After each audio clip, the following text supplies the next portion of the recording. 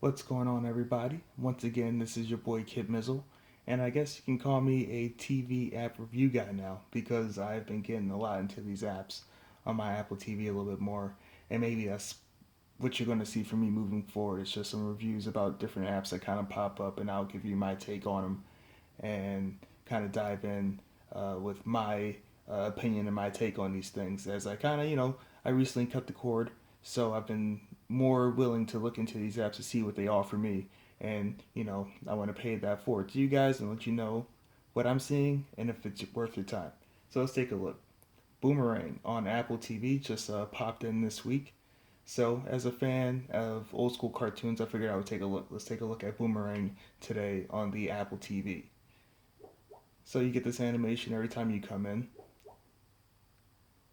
and when that finishes, it takes you out to this home screen. So I came in and I popped around a little bit. So the first thing you'll see is this what you're watching row.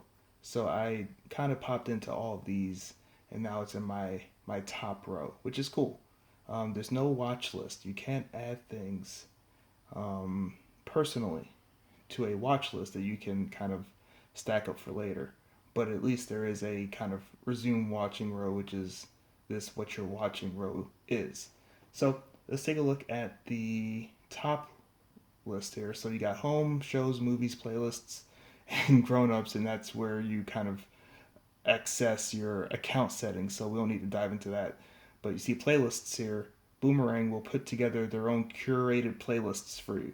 So from Dads to Summertime to Looney Tunes, Bugs and Daffy, lots of Looney Tunes as you can see, some Tom and Jerry and so on and so forth. Let's dive into the best of Tom and Jerry, and you see there's just a few cartoons, a few episodes up in here that you can kind of bop through. So if we let's go into one.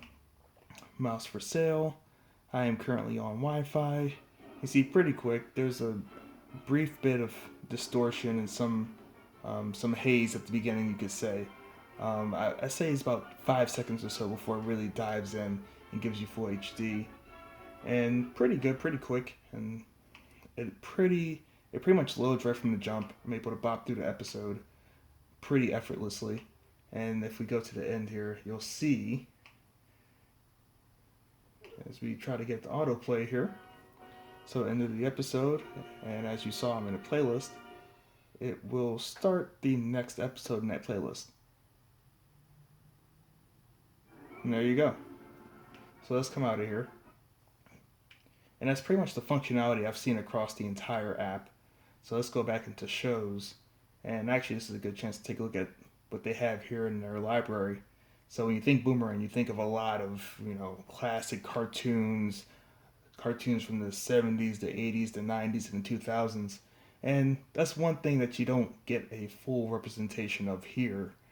You see, there's not a lot of stuff. They do have new cartoons. This Wizard of Oz is new. But you see, they got some Adamant, you got some Bugs Bunny, Courage, which is 2000s. You got Flintstones. And another thing is that if we go into Flintstones, a pretty long running TV show, you don't get all the episodes. You get a smattering of episodes, and I believe from what I've read, they kind of rotate in and out, week to week, month to month type of thing, which I guess keeps the catalog fresh. But I think for people that are buying this and expecting here's everything, you're not going to get that. So here's something here. I just dove into Bugs Bunny, and you see three different options. You see the Looney Tunes show, New Looney Tunes, and Looney Tunes. So you do get different variations of the shows, because as you know, throughout the years, there's been a bunch of different versions of Bugs Bunny and Daffy Duck and all these guys. So for example, let's go into Scooby Doo. You see what's new Scooby Doo, Scooby Doo, where are you? Be cool, Scooby Doo. So there's three different series of Scooby Doo. There are more, but these are the ones that you get here. But you also get access to movies. So actually, let's just go to that tab entirely. So movies, and you see there's a lot of Scooby Doo. So there's some Yogi Bear, there's Jack and the Beanstalk, but you see a lot of Scooby Doo movies, which is cool. So it's nice to have access to that stuff. But not as varied and deep um, an option as you would expect, I guess, from a Boomerang app. But from everything that is here, it's really fluid. It's quick. It's easy to get around. Everything's big and bold, and clear and concise. So no issues with the app functionality. It's a really nice app. So I'm currently in a 7-day free trial of this.